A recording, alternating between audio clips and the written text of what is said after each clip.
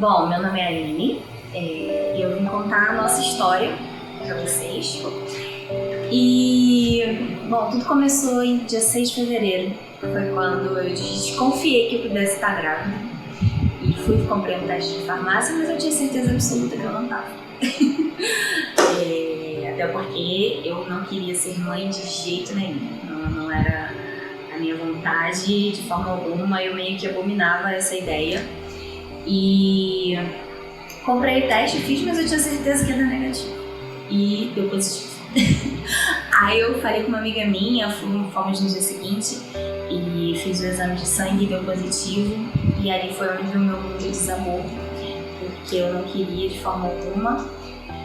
Mas fui levando, né? Rejeitei muito essa gestação no começo. E um mês depois veio a pandemia, que acabou ainda mais com todo o meu psicológico. Só comecei a dar uma melhoradinha assim quando eu descobri que era uma menina, né, que é a Estelinha, nossa princesa. E essa aqui é a historinha dela, né, de todo esse processo que a gente viveu até hoje. E quando comecei a melhorar um pouquinho, né, chegou o momento do parto. E eu sempre costumava brincar com as minhas amigas. Nossa, eu tenho certeza que vai ter alguma história pra contar no meu parto, porque tudo na minha vida é assim, mas é a minha história. E realmente teve uma história pra contar no meu parto, mas não foi do jeito que eu imaginava, não foi do jeito até mesmo que eu sonhava, porque eu imaginava que eu ia dar luz no carro, sei lá, que eu ia sair correndo que a bolsa rompeu, enfim. Mas não foi nada disso que aconteceu.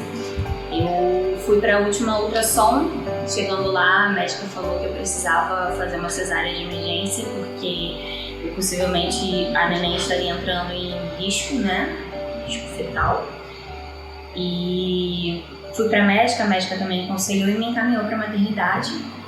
Chegando na maternidade eles fizeram os exames e durante o trajeto até a maternidade eu criei um grupo com algumas amigas muito íntimas. E falei pra elas, olha, tô indo pra Estela, aconteceu isso e tal. E uma dessas minhas amigas falou, você vai pra onde? Eu falei o local que eu tava. Por muita coincidência, ela tava do lado daquele local, que é muito distante da nossa casa. Muito distante. E ela pegou e falou, tô indo pra aí. Eu falei, cara, não vem, porque não vai poder entrar, não tem necessidade de você estar aqui e tudo mais. Não, estou indo pra aí. Aí entrei, fiz a consulta e falaram, não, realmente você vai precisar internar, mas ainda não é um risco do feto e tudo mais, então a gente vai aguardar para fazer a indução do parto. Nisso eu saí e fui avisar minha família que estava lá fora. Quando eu cheguei na recepção, essa minha amiga estava fazendo ficha para me acompanhar no parto. E aí minha mãe falou, né, ó, fulana tá ali fazendo ficha e tudo mais. E eu falei, não, mas por que ela tá fazendo isso? E quando eu a questionei, ela falou, eu vou fazer o seu parto, fica tranquila, seu marido e a sua mãe já me deram permissão e eu vou fazer o seu parto. Eu falei, não, ninguém te deu permissão, quem vai acompanhar é o meu marido e tudo mais. E nisso ela segurou muito forte na minha mão e me arrastou pela maternidade até o elevador. E absolutamente ninguém fez nada naquele momento, e eu falando com ela que não, até cheguei a acompanhar ela algum momento, porque em dado momento eu acreditei que ela realmente fosse me ajudar de alguma forma, porque ela falava como se tivesse alguém ali dentro muito importante que pudesse adiantar o meu lado, né? E quando eu cheguei no elevador eu falei, não, tem alguma coisa errada. Aí eu travei pra voltar, mas ela, entra agora, ela gritou comigo, eu entrei, tinha mais 2 pessoas no elevador. E ela começou a gritar comigo de uma forma que eu não consigo nem lembrar o que ela gritava, né? Eu só percebi que ele não estava nada normal. E quando a porta do elevador abriu, ela me puxou pra fora e a gente saiu num andar completamente vazio. Eu falei, bom, agora eu vou ter que entrar na onda dela pra não ter nenhum problema maior pra mim, né? Então eu fui com ela até chegarmos a um posto de enfermagem. E ela agarrada muito forte na minha mão, eu não conseguia me soltar de forma nenhuma da mão dela. E ela falou pra enfermeira, oi, boa tarde, eu vim fazer o parto dela. E eu lembro que a enfermeira olhou pra cara dela, olhou pra minha cara e perguntou assim, tá, mas você é médica? E eu só balançava a cabeça dizendo que não falava, não tinha reação, não esboçava nada, até mesmo com medo, porque ela era cabeleireira, ela sempre andava com tesoura e navalha na bolsa, então eu não sei o que ela poderia fazer ali naquele momento. E a enfermeira pediu para chamar o meu marido. E quando meu marido foi para tentar tirar ela de perto de mim, foi a hora que ela teve um surto de vez, né? Ela gritou, correu atrás de mim para poder estar perto de mim. E ela dizia que ia fazer meu parto, que ia fazer um corte da esquerda para a direita em 7 camadas. E ela realmente estudou como fazer um parto pelo YouTube. E naquele momento ali eu não sei nem o que passava na minha cabeça, né? Eu só achei que ela realmente quisesse me ajudar a fazer o parto. E aí veio a segurança, conseguiram levar ela, sedaram ela, enfim, ela foi levada para um hospital psiquiátrico. E depois eu fiquei sabendo que ela chegou nesse hospital dizendo que ela estava lá porque ela ia ter a filha dela de 9 meses, que ela estava para ganhar neném. E segundo todas as histórias que eu ouvi ali, né, sobre o que aconteceu na recepção, ela queria realmente roubar minha filha. Ela queria fazer o meu parto para roubar minha filha. E isso tudo já me gerou um trauma muito grande, né? Até hoje eu acho que foi uma das dores assim, que eu tive bem grandes. Mas eu ainda passei mais 3 dias internada, esperando vaga para subir, para fazer a indução do parto. E quando a minha bolsa finalmente estourou, depois que eu levantei, eu olhei muito ao Senhor. Eu lembro que eu acho que era por volta de umas meia-noite, 1h da manhã. Eu orava: Senhor, por favor, faz a bolsa estourar, porque eu não aguento mais ficar nesse lugar. E quando foi 2h45 da manhã, a minha bolsa estourou. Eu informei a eles e eles falaram: tá bom, agora a gente tem até 12 horas para subir você para a indução do parto. Eu falei: tá bom. E passaram 12 horas com a minha bolsa rota. Eu fui, começou a indução do parto. Até então estava tudo de boa, tudo tranquilo. Estava até brincando com meu marido, com outro casal que estava lá do lado. Só que aí começou realmente, acabou a brincadeira, ficou sério. E eu sentia dores absurdas, dores extremas. Eu já estava com o meu psicológico super abalado. E Deus colocou um anjo na minha vida, que foi uma enfermeira, que me ajudou muito lá. Ela me ajudou demais. Ela conseguiu uma sala de parto para eu poder ficar, uma maternidade pública. Imagina a dificuldade, estava lotada naquele dia, lotada. E ela me ajudou muito na forma como ela pôde, como estava dentro do alcance dela. Mas eu passei literalmente a noite gritando de dor, porque doía demais, eu não estava dilatando. E quando foi 4 da manhã, minha médica veio para me ver. E eu passei a noite sozinha com meu marido dentro dessa sala. E ela veio e eu implorei para ela: pelo amor de Deus, faz uma cesariana, que eu não tô mais aguentando, eu não tenho mais força. A cada contração, a contração vinha, eu gritava, chorava de dor, porque era muito forte. E quando ela passava, eu desmaiava. Eu não sei se eu dormia, eu sei que eu apagava no colo do meu marido. E quando ela vinha, eu acordava, gritava. E eu implorei para essa médica: pelo amor de Deus, faz cesárea, eu já passei por tudo isso até aqui, não tô mais aguentando. Aí ela: não, eu vou te dar a anestesia, né? Acho que é a RAI, para você descansar um pouco, mas eu vou continuar com o remédio para poder fazer a indução do parto, para que você continue dilatando, para a gente fazer esse parto. E nisso eu já tinha mais de 24 horas de bolsa rota. Quando foi por volta das 7 horas, trocou o plantão, veio uma outra médica. O efeito da anestesia já havia passado e eu implorei para essa outra médica também. E ela fez o exame de toque, ela viu que eu já estava com 10 de dilatação. Ela falou: menina, vamos embora, é agora, levanta, vamos fazer esse parto, vamos tirar essa neném. Aí eu orei ao Senhor, eu tirei forças de onde eu não tinha e levantei e fui. E eu lembro de entregar muito a vida do Senhor, a vida da Estela, né, nas mãos do Senhor. E eu ali sentindo aquelas dores absurdas, eu orava: Senhor, eu te entrego a vida da minha filha nesse momento. E eu não tenho mais força, eu preciso que ela saia. Mas que ela tenha uma vida muito abençoada, que ela seja tua serva, que ela seja tua em todo o tempo. E ali, quando foi 8h34, ela começou a sair, né? E nisso eu e meu marido sozinhos na sala, né? Acho que não ficou ali com a gente. Aí eu falei: chama que ela vai nascer. Aí, quando eu vi aquele monte de gente, ela nasceu. Só que ela saiu em uma única contração, o que me causou uma laceração de 3º grau. Eu fui rasgada de todas as formas possíveis, né? Eu tive uma laceração tão grande que até o meu intestino foi rasgado. E eu fiquei ali por 2 horas sendo costurada. E aí veio essa médica novamente e elas perceberam que a minha placenta fragmentou demais e que possivelmente eu teria que passar por uma cirurgia. Uma médica disse que me levaria para o centro cirúrgico, mas a outra médica veio e fez a limpeza com a própria mão, dentro de mim. E ela falou, não, agora tá tudo certo, tá limpinho, não tem mais nada, você pode ir. Mas a outra médica ainda ficou meio desconfiada, enfim. Fiquei lá.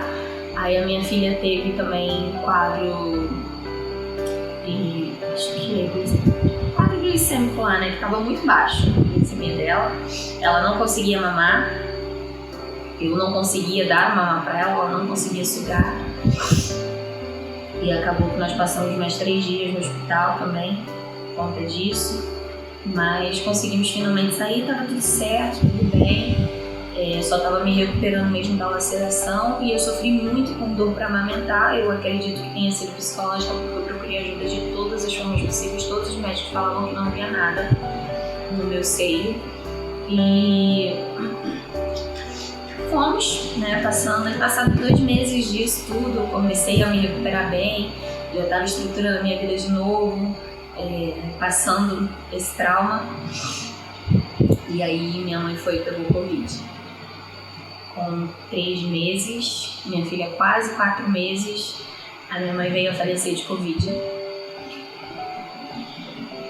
E foi uma perda muito grande, porque o sonho dela era ser avó, né? Eu costumo até falar que era o sonho dela, não o meu. Ela estava muito feliz, vivendo o melhor de tudo. Mas Deus quis assim recolher ela. Isso foi dia 31 de janeiro de 2021.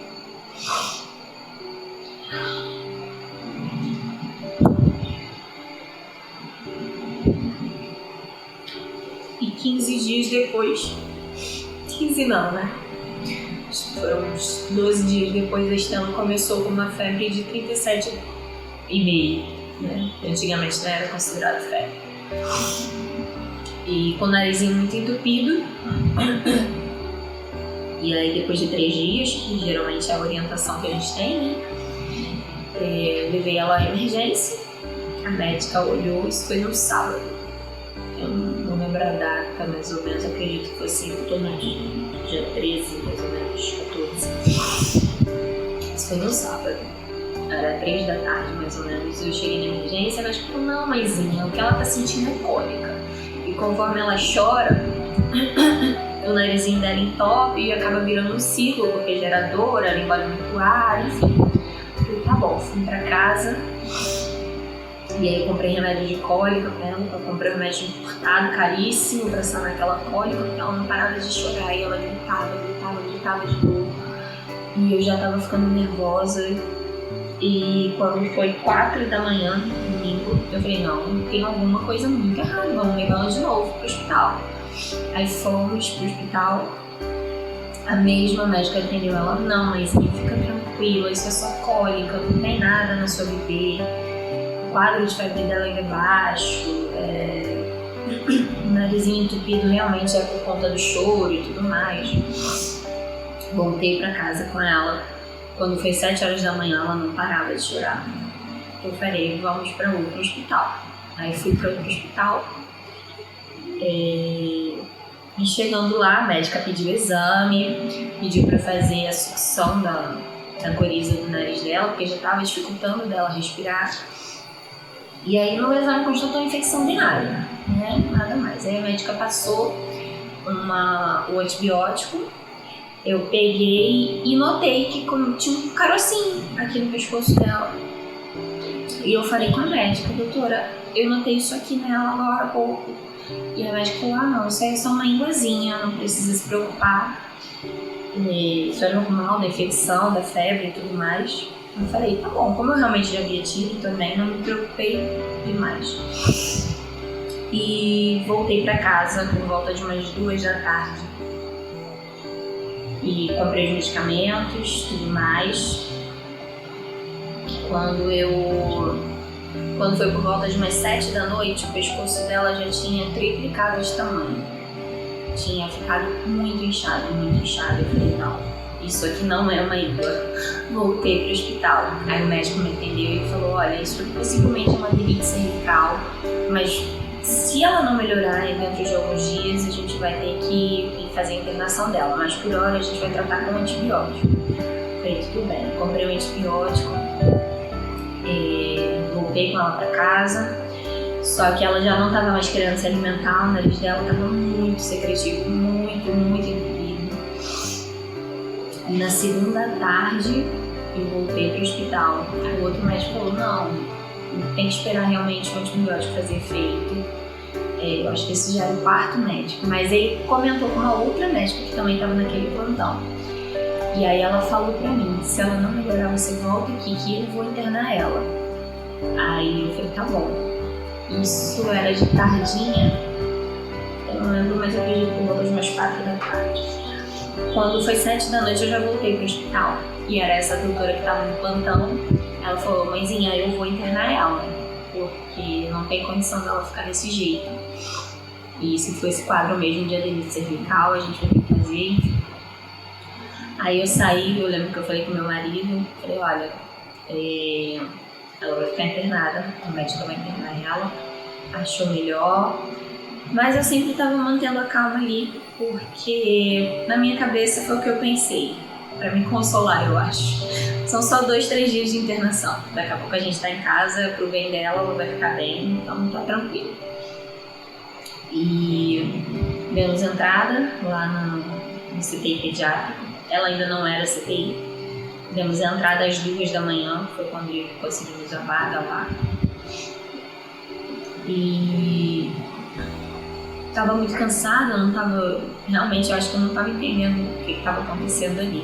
Mas ela entrou normal, realmente, só com o pescoço muito inchado, quadro da infecção urinária e o narizinho muito entupido. E ali ela também foi a última vez que ela mamou. Ela não mamava mais. E ali a última vez foi na última consulta que a médica disse que iria internar. Chegou na madrugada, internamos. Ela era paciente normal, ambulatorial não, quarto. Quando foi 4 da tarde, ela desceu para fazer uma tomografia e aí a médica já viu que a respiração dela não estava normal e já colocou ela em oxigênio. Quando foi de noite, ela já teve que passar por uma cirurgia para colocar um acesso profundo no pescoço e fizeram a intubação. Em 2 dias a Estela já estava entubada, já estava extremamente inchada, um acesso profundo, né? Já havia passado pela primeira cirurgia e já era um paciente CTI. E assim foi, cada dia mais a minha filha inchava. Com esses 2 dias, né, que a gente estava internado, na verdade eu acho que foi até com menos dias, um pouquinho menos, acho que com 1 dia e meio de internação, a médica sentou com a gente, a médica é fantástica, inclusive, e ela sentou com a gente e ela falou assim, olha, a gente trabalha com 2 hipóteses, a mais leve de diagnóstico e a mais pesada, e a mais leve é que possivelmente ela esteja com uma adenite cervical, que não é tão tranquilo assim. E a mais grave é que ela esteja com um câncer super agressivo.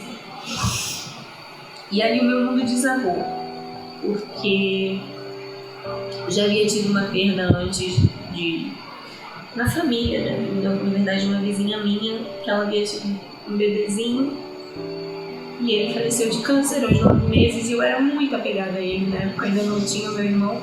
E eu sofri muito com aquilo, e quando eu recebi esse diagnóstico foi uma pancada muito violenta, né? E depois disso tudo eu comecei a orar ainda mais, né? Buscar ainda mais. Já havia se formado toda uma corrente de oração por parte da igreja, enfim. E a gente estava buscando o Senhor porque a gente não sabia o que podia ser, e nem os médicos sabiam também, né? Ao certo. E cada dia que passava a Estela inchava mais. ela ficou maior do que o bonequinho do Michelin. Ela ficou muito grande, muito roxa, o pescoço dela começou a ficar muito roxo. E aí ela também já estava com uma bactéria bem forte, que se não me engano é Staphylococcus aureus que fala. Não lembro muito bem o nome não, mas é uma bactéria extremamente resistente e agressiva também. E deu pneumonia, derrame pleural, então ela já teve que ser furada aqui do lado para poder tirar toda aquela água que estava dentro dos pulmões dela. E todo dia exame para tentar identificar o que era e para identificar o câncer, mas todos os exames voltados para o câncer davam negativo, não era, e o pescoço só aumentando.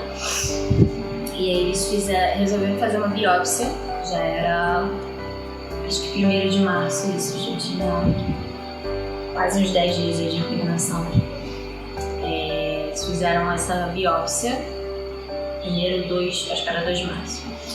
Fizeram essa biópsia e quando abriram para retirar o tumor, não existia tumor, existia só sangue. Eu lembro que eu encontrei o cirurgião no elevador ainda e ele falou: olha, não tem tumor, só tem sangue, muito sangue. Não parava de jorrar sangue. E a gente já estava com os documentos todos assinados para levar o tumor para ser estudado pelo UFRJ.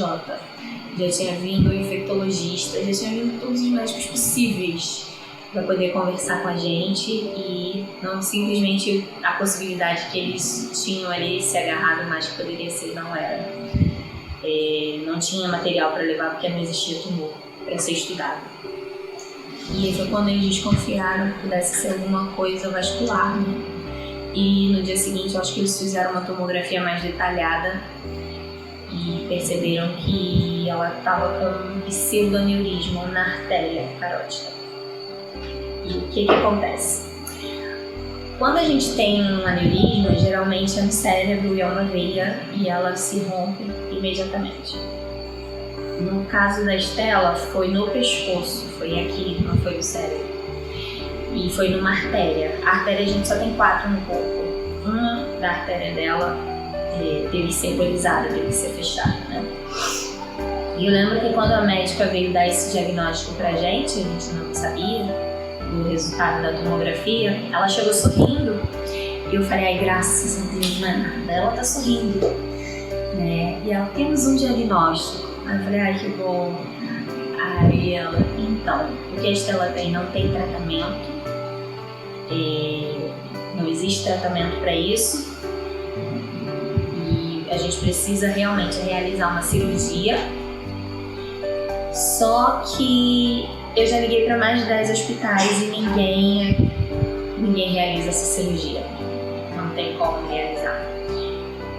Eu vou continuar ligando para esses hospitais até eu conseguir um médico que seja capaz de fazer essa cirurgia.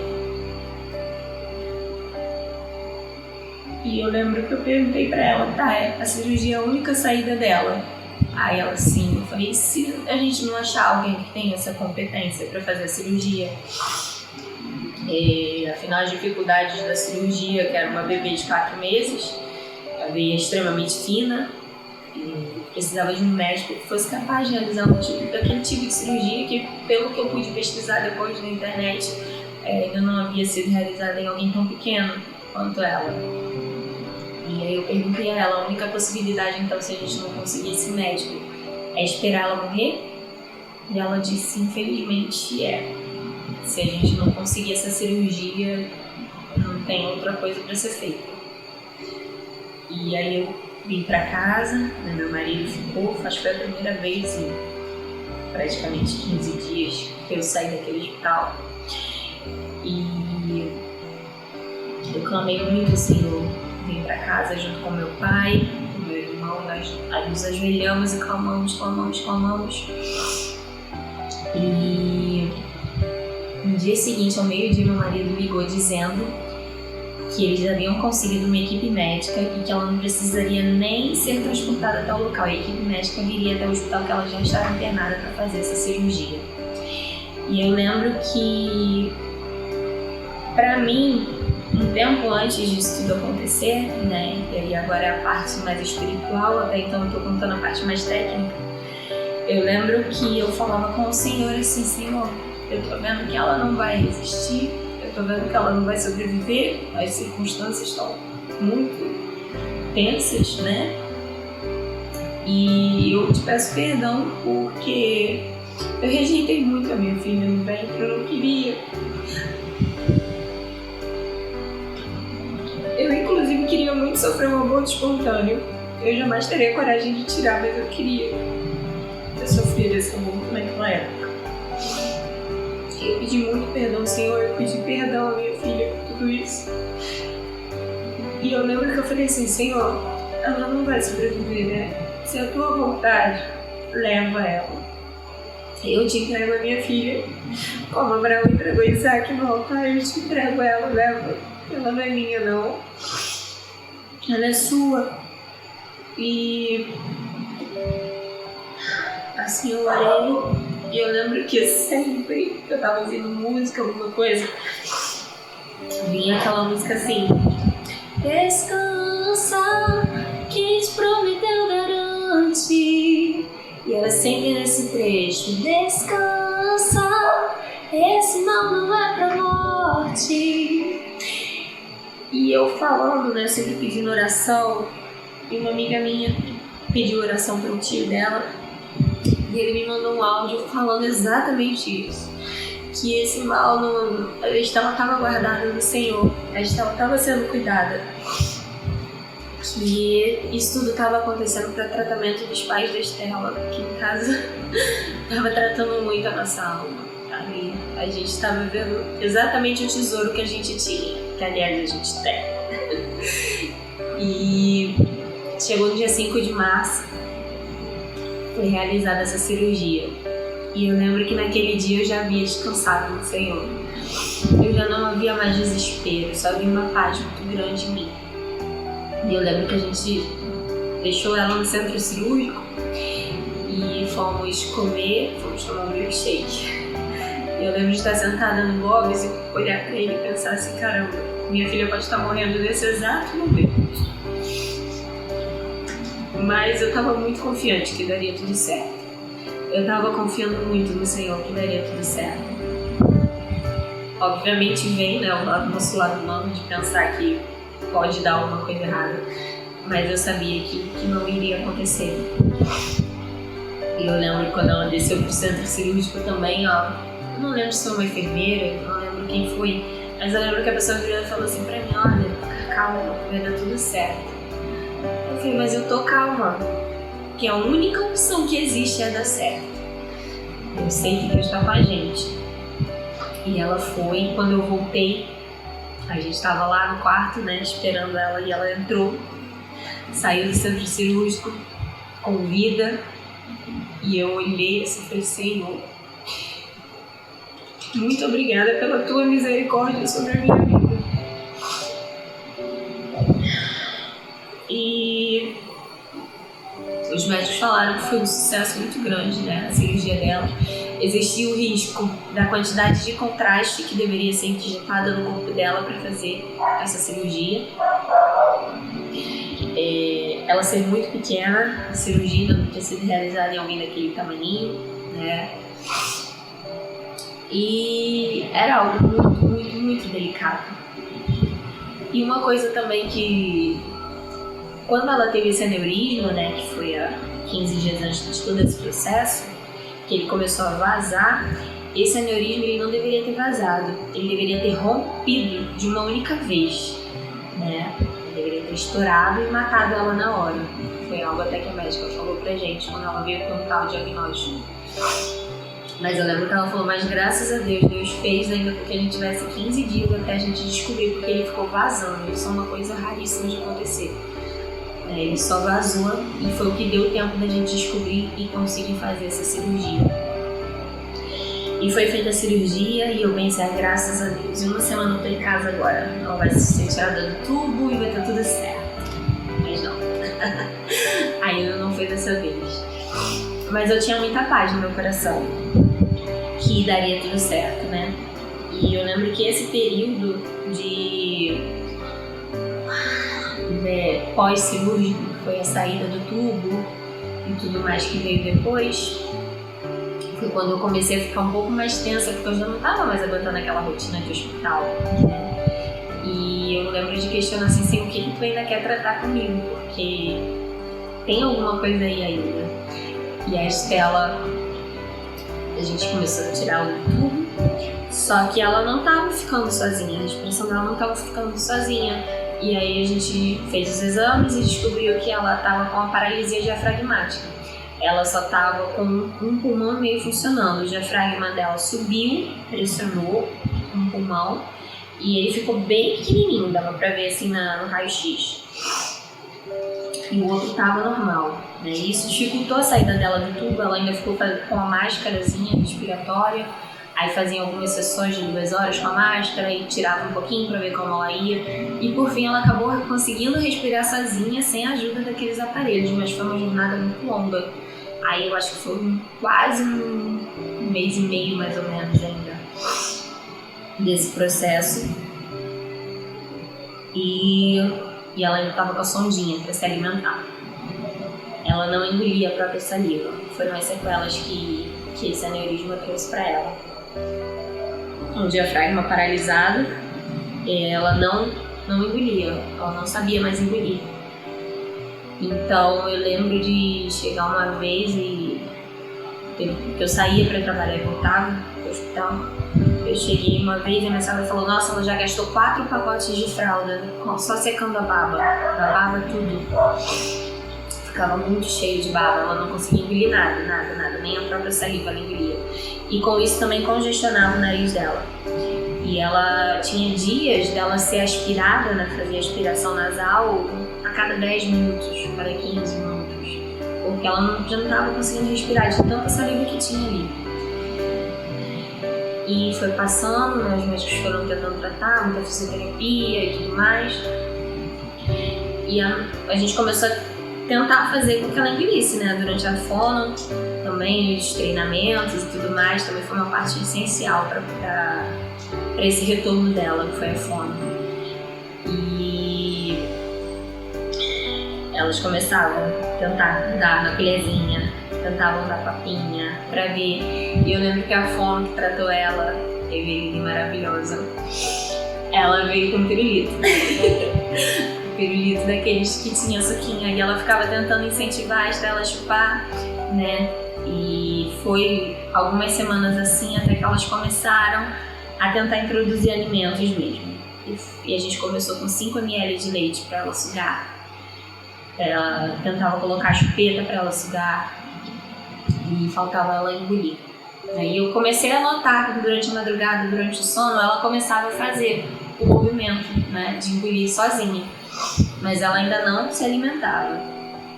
E eu lembro numa segunda-feira, isso já tinha passado bastante o período, né, e tudo mais. E a médica chegou, a doutora Letícia, que foi quem estava ali de frente, obviamente foram muitos médicos, mas a doutora Letícia e a Eveline foram assim, as que mais marcaram. E ela chegou pra mim e falou assim: olha, eu sei que você é uma mulher de muita oração, eu tenho visto isso, eu tenho ouvido você cantando, porque eu ficava cantando no quarto. E eu sei que tem um povo muito forte com você orando. Então, coloca esse teu povo pra orar, pra que ela volte a se alimentar sozinha. É só o que falta pra ela sair daqui do hospital. Ela precisava ainda fazer uma cirurgia, que é a aplicatura diafragmática, para o diafragma voltar pro lugar, né? Prender ele aqui embaixo para ela poder respirar novamente e o pulmãozinho expandir. E aí a doutora Letícia falou: se ela não voltar a se alimentar, a gente vai ter que colocar uma sonda direto no estômago dela para ela poder voltar para casa. Eu não posso segurar ela aqui só por conta disso. E ela falou: coloca o teu povo para orar exatamente para isso. E eu lembro que eu mandei a mensagem, eu tinha uma lista de transmissão, mandei a mensagem e a gente começou a orar. Começamos a orar. E quando foi no sábado, a Estela mandou sozinha uma mamadeira de 100 ml. 100 ml. Ela não engolia a própria saliva. Ela mamou 100 ml. Eu lembro que eu estava programada de sair para trabalhar naquele dia e algum motivo me atrasou e eu fiquei no hospital e fui pra ver aquele milagre. Mais um foi aqueles milagres que eu já tinha visto. Né? E ela mamou sozinha, e na segunda-feira eles já tiraram a sonda dela.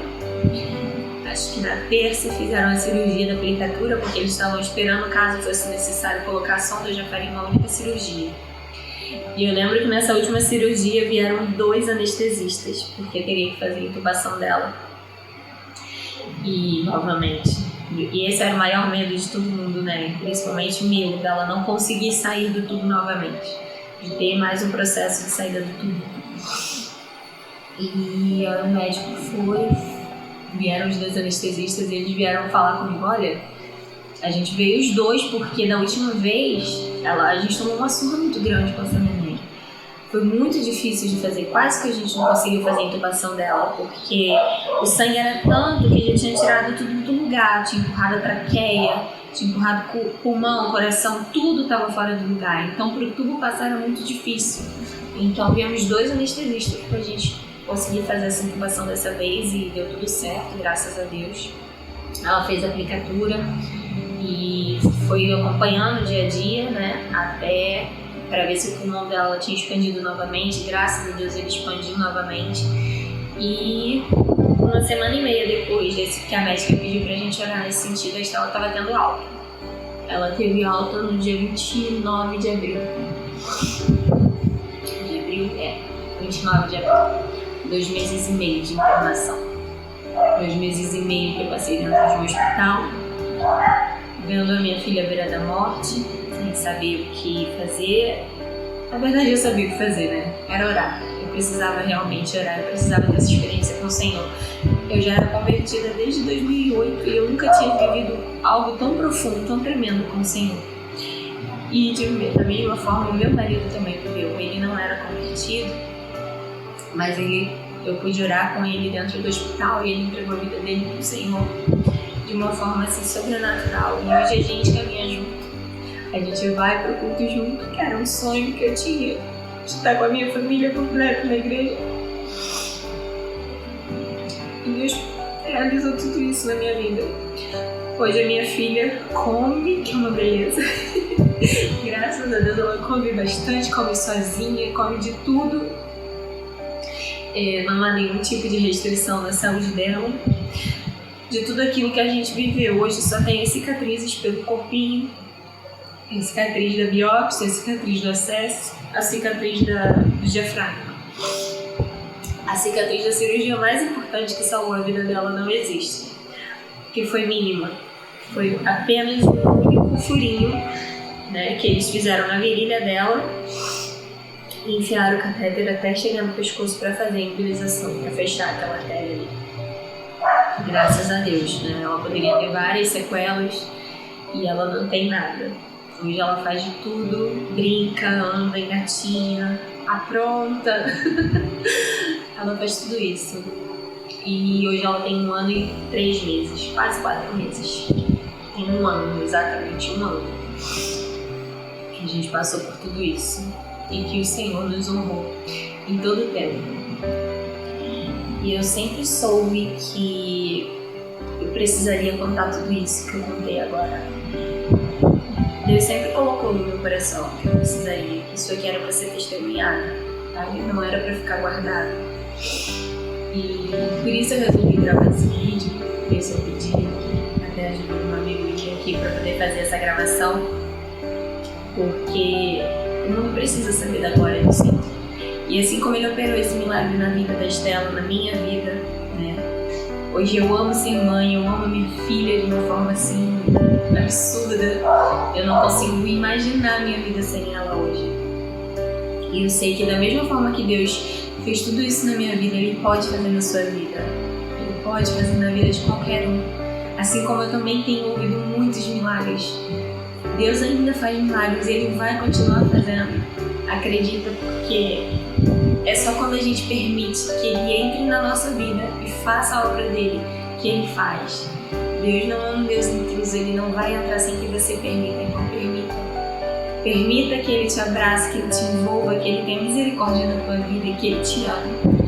Porque quando a gente permite, a gente vive realmente o sobrenatural de Deus. E o sobrenatural dele é lindo demais. E só o que eu tenho pra falar mesmo. Então agora eu vou mostrar pra vocês o meu milagre. Vem cá, princesa, da mamãe. Esse neném aqui, ó. Neném, olha ali pra câmera. Olha ali, pessoal. Olha. Tá pensando na orelha? É? Essas aqui são as únicas marcas que minha filha tem. Essa cicatriz e aqui do ladinho, que eu esqueci dela. De resto, ela é uma criança completamente saudável, que não quer ficar no colo, inclusive, que é questão de brincar. Você quer pegar a luz? É, a luz você quer pegar, filha? É? Isso, princesa! Ai, meu Deus, é linda! É isso, gente. Confie, entregue tudo ao Senhor. O mais Ele fará por você.